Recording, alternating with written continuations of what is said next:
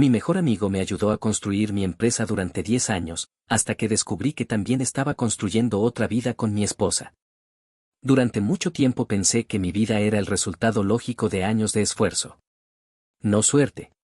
No magia. Esfuerzo. Tenía 38 años, una empresa tecnológica pequeña pero estable, un departamento luminoso en el centro de la ciudad y un matrimonio que, al menos desde afuera, parecía sólido. Mi esposa Laura y yo llevábamos 12 años juntos. Habíamos pasado por todo, cuando apenas podíamos pagar el alquiler, cuando mi primera startup fracasó, cuando mi padre enfermó y tuve que viajar cada semana para verlo en el hospital. Ella estuvo ahí en cada momento. Al menos eso era lo que yo creía. Y también estaba Diego. Mi mejor amigo desde la universidad. El tipo que conocía todas mis versiones, el estudiante arrogante de 20 años, el emprendedor desesperado de los 30, el hombre que todavía dudaba si realmente merecía lo que había construido. Diego había sido parte de mi empresa desde el principio. Cuando todo era una mesa plegable, 2 laptops viejas y una pizarra llena de ideas absurdas. Yo desarrollaba el producto. Él manejaba clientes y ventas. Durante años funcionó perfectamente. Éramos como 2 engranajes que encajaban de forma natural.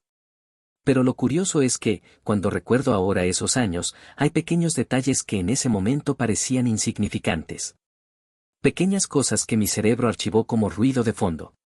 Pero lo peor aún no había pasado. El primer detalle extraño ocurrió una noche cualquiera.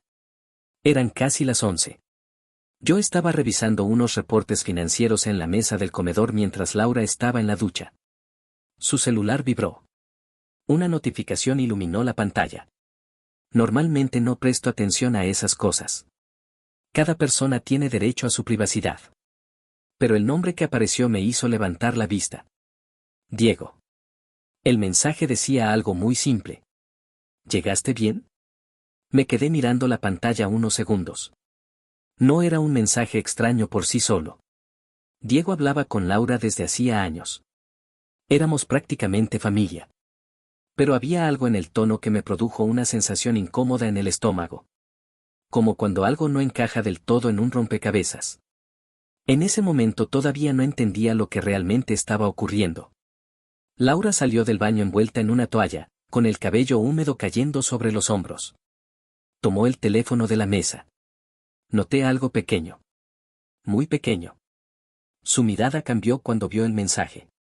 No fue miedo. Fue algo más rápido. Algo que desapareció antes de que pudiera analizarlo. Contestó el mensaje con rapidez y dejó el teléfono boca abajo. ¿Todo bien? Pregunté. Sí, era Diego, dijo con naturalidad. Preguntaba si mañana seguimos con la cena del viernes. Asentí. Nada más. Pero decidí no decir nada, todavía. Los días siguientes siguieron con normalidad. Reuniones, llamadas con clientes, noches largas frente a la computadora. Aunque algo empezó a molestarme como una astilla invisible. Una tarde, en la oficina, Diego estaba revisando unos contratos mientras yo analizaba métricas en la pantalla. En algún momento mencioné que Laura estaba pensando en cambiar de gimnasio. Diego respondió demasiado rápido. Sí, me comentó. Levanté la mirada. ¿Cuándo? La semana pasada, creo. Su respuesta fue casual. Demasiado casual. Y ahí fue cuando algo dentro de mí se tensó. Laura no me había mencionado haber hablado con Diego sobre eso. Tal vez lo había hecho. Tal vez no. Pero la sensación volvió. Ese pequeño desajuste en el rompecabezas. Y lo que descubrí después me dejó helado. La confirmación parcial llegó de una forma ridículamente banal. Una tarde de sábado. Laura había salido a ver a una amiga. Yo estaba en casa organizando archivos viejos de la empresa. Entre carpetas digitales encontré una hoja de cálculo que Diego había compartido conmigo meses atrás. Un listado de gastos de representación. Viajes, cenas con clientes, hoteles. Mientras revisaba los registros noté algo extraño. Un hotel. Mismo hotel. 3 veces en el mismo mes. La ciudad era la nuestra. Eso no tenía sentido. Nadie reserva hotel en su propia ciudad para reuniones de trabajo. Sentí una presión en el pecho. Pero lo peor aún no había pasado. Esa noche, mientras Laura dormía, la observé unos segundos. Respiraba lentamente, con esa tranquilidad que solo tienen las personas que creen que todo está bajo control. Y por primera vez en 12 años me hice una pregunta que nunca había imaginado formular. ¿Y si toda mi vida estaba construida sobre algo que no era real? No dormí casi nada. Al día siguiente decidí observar. Nada más. No confrontar. No preguntar. Solo mirar. Porque una parte de mí temía confirmar lo que otra parte ya sospechaba. Pero lo que descubrí después cambió absolutamente todo. Y también cambió quién era yo. Aunque en ese momento todavía no lo sabía. Hay un momento muy específico en el que algo dentro de uno cambia. No es un estallido. No es una escena dramática. Es más parecido a cuando el hielo empieza a formarse en la superficie del agua. Silencioso. Lento. Frío. Ese momento llegó 3 días después de descubrir lo del hotel. Había decidido observar más antes de hacer cualquier movimiento. No quería convertirme en el tipo paranoico que arruina su propia vida por una sospecha. Pero lo que descubrí después me dejó helado. Todo ocurrió en la oficina. Era martes por la tarde. Diego estaba en una llamada con un cliente en la sala de reuniones. Yo estaba en mi escritorio revisando correos cuando recibí una notificación bancaria de la empresa. Un cargo. El mismo hotel. Otra vez. Misma ciudad. Mismo patrón. Sentí como mi mente empezaba a conectar puntos que antes parecían aislados. Pero decidí no decir nada, todavía. Ese mismo día ocurrió algo más. Mientras Diego seguía en su llamada, su laptop quedó abierta en la mesa común de la oficina. No soy el tipo de persona que revisa cosas ajenas. Al menos no lo era. Pero había algo que necesitaba confirmar. Me acerqué con la calma de alguien que está tratando de convencerse de que todo es una exageración. La pantalla mostraba su correo. No tuve que buscar mucho. Había una carpeta con un nombre absurdo. Proveedores nuevos. Dentro había reservas. Restaurantes. Hoteles. Fechas. 2 nombres. El suyo. Y el de Laura. En ese momento todavía no entendía lo que realmente estaba ocurriendo. Porque una cosa es sospechar algo. Otra muy distinta es ver las pruebas organizadas como si fueran una agenda. Recuerdo que mi cuerpo no reaccionó como esperaba. No grité. No golpeé nada. Simplemente sentí una calma extraña. Como si una parte de mí se hubiera desconectado. Y ahí fue cuando todo empezó a tener sentido. Los mensajes. Las cenas con amigas. Los viajes de negocios que Diego insistía en hacer solo. Las veces que Laura decía que iba a dormir temprano cuando yo llegaba tarde de la oficina. Todo encajaba con una precisión casi cruel. Pero lo peor aún no había pasado. Porque esa noche decidí comprobar algo más. Algo que terminó de destruir cualquier duda. Activé el registro de ubicación compartida de nuestra cuenta familiar.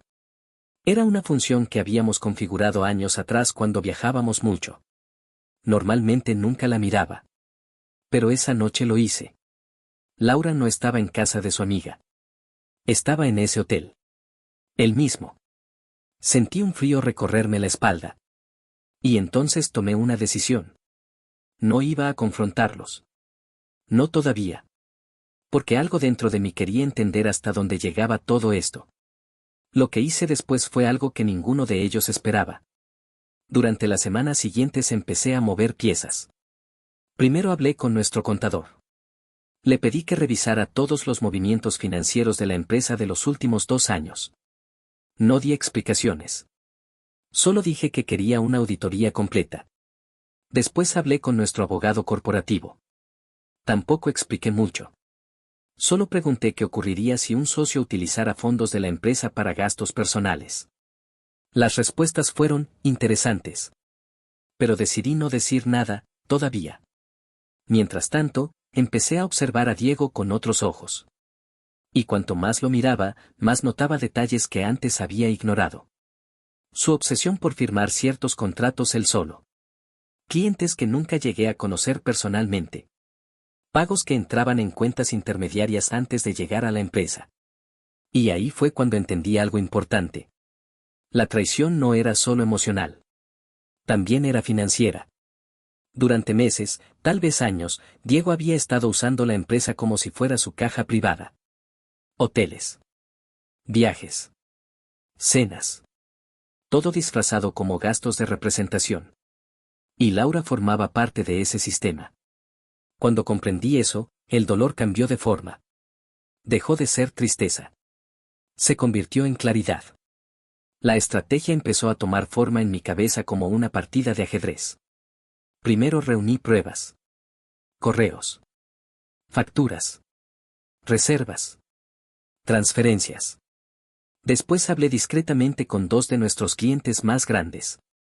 Les ofrecí nuevos contratos, directamente conmigo. Y ahí fue cuando todo empezó a moverse. Porque Diego tenía una debilidad muy clara. Su ego. Le encantaba sentirse indispensable. Le gustaba pensar que sin él la empresa no podía funcionar. Así que dejé que siguiera creyéndolo. Mientras tanto, movía cada pieza con paciencia. Cuenta bancaria nueva. Clientes reasignados. Documentación legal preparada. Pero lo más importante fue algo mucho más simple. Esperar. Porque sabía que tarde o temprano cometerían un error. Y cuando ese error llegara, todo el tablero iba a cambiar. El error llegó antes de lo que esperaba. Y cuando ocurrió, entendí algo curioso sobre las personas que viven en una mentira durante demasiado tiempo. Empiezan a creer que nadie puede ver lo que están haciendo. Que todo el mundo es más ingenuo de lo que realmente es. Ese fue el verdadero problema de Diego. Su ego. Pero lo peor aún no había pasado. La mañana en que todo se derrumbó comenzó como cualquier otra. Llegué a la oficina temprano. El aire tenía ese olor a café recién hecho que siempre llenaba la sala principal. La ciudad apenas despertaba detrás de las ventanas de vidrio. Me senté en mi escritorio con una calma que no sentía desde hacía semanas. Porque ese día todas las piezas estaban listas. Durante el último mes había hecho algo muy específico. Había movido cada cliente importante hacia contratos firmados directamente conmigo como director ejecutivo, no con Diego como intermediario. También había abierto una cuenta operativa nueva para la empresa. Nuestro contador ya tenía toda la documentación lista. El abogado también. Pero decidí no decir nada, todavía. A las 10 de la mañana Diego llegó a la oficina. Entró con su energía habitual, hablando por teléfono, riéndose demasiado fuerte como siempre hacía cuando quería impresionar a alguien. Me saludó con la misma naturalidad de todos los días. Ese fue el momento más extraño de toda la historia. Porque el hombre que me había traicionado durante años me miraba como si nada hubiera pasado. En ese momento todavía no entendía lo que realmente estaba ocurriendo. O al menos eso era lo que él pensaba. A las 11 pedí que todos se reunieran en la sala grande. Nuestro contador también estaba ahí. Y el abogado. Diego se sentó frente a mí con una sonrisa ligera. ¿Qué pasa?, preguntó. ¿Otra reunión aburrida de números? Respiré despacio. Luego proyecté la primera diapositiva en la pantalla. Reservas de hotel. Fechas. Facturas pagadas con dinero de la empresa. El silencio apareció lentamente en la sala. Diego frunció el ceño. ¿Qué es esto? Pasé a la segunda diapositiva. Transferencias. Pagos inflados. Cuentas intermediarias. El contador habló con voz tranquila. Hicimos una auditoría completa de los últimos 2 años. Vi cómo el color desaparecía del rostro de Diego. Pero lo peor aún no había pasado. La tercera diapositiva fue la que lo rompió. Fotos. Capturas de reservas. El nombre de Laura. Mi esposa. La sala quedó completamente en silencio. Diego abrió la boca para decir algo, pero ninguna palabra salió. Y ahí fue cuando todo empezó a tener sentido para todos los demás. No dije una sola acusación emocional. Solo expliqué hechos. Uso indebido de fondos. Fraude corporativo. Violación del contrato de socios. El abogado habló después. Las palabras fueron simples. Investigación legal. Responsabilidad financiera. Posible proceso penal. Recuerdo que Diego me miró como si estuviera viendo a un desconocido. Porque el hombre que estaba sentado frente a él ya no era el mismo amigo de la universidad. Lo que hice después fue algo que ninguno de ellos esperaba. Saqué un último documento. Un acuerdo de salida. Si firmaba ese día, renunciaba a cualquier participación en la empresa y asumía la deuda generada por los gastos fraudulentos. A cambio, no iniciábamos la denuncia penal. Diego tardó exactamente 3 minutos en firmar. Nunca olvidaré el sonido del bolígrafo tocando el papel. Ese fue el momento en que su mundo se derrumbó. Pero el giro de gracia llegó unas horas después. Porque todavía faltaba una conversación. Laura estaba en casa cuando llegué. Recuerdo el sonido de la puerta cerrándose detrás de mí. Ella estaba en la cocina. «Llegaste temprano», dijo. La miré unos segundos. Luego dejé sobre la mesa una copia de las reservas del hotel. Su expresión cambió de inmediato. Pero decidí no levantar la voz. Solo dije una frase. «Diego ya no trabaja conmigo». El silencio que siguió fue pesado. Finalmente confesó. Todo. Había empezado como algo emocional. Después se convirtió en una relación secreta que duró más de 1 año. Mientras hablaba, me di cuenta de algo importante. Ya no sentía rabia. Solo una claridad profunda. El divorcio fue rápido. Muy rápido. Porque había preparado todo antes. Lo que descubrí después me dejó helado. Diego también la había dejado. En el momento en que perdió la empresa, perdió el interés. Ese fue el verdadero golpe final para ella. La ironía era casi perfecta. 2 años han pasado desde entonces. La empresa creció más de lo que imaginé posible. Los clientes que Diego decía controlar siguen trabajando conmigo. Y curiosamente, el equipo está más unido que nunca. A veces pienso en todo lo que pasó. En la traición. En el dolor. En la forma en que una vida entera puede cambiar en silencio. Pero también aprendí algo importante. La verdad siempre encuentra una forma de salir a la superficie. Aunque tarde. Aunque duela. Ahora quiero preguntarte algo. Si estuvieras en mi lugar, ¿habrías hecho lo mismo o habrías elegido perdonar? Suscríbete y dale compartir para más historias.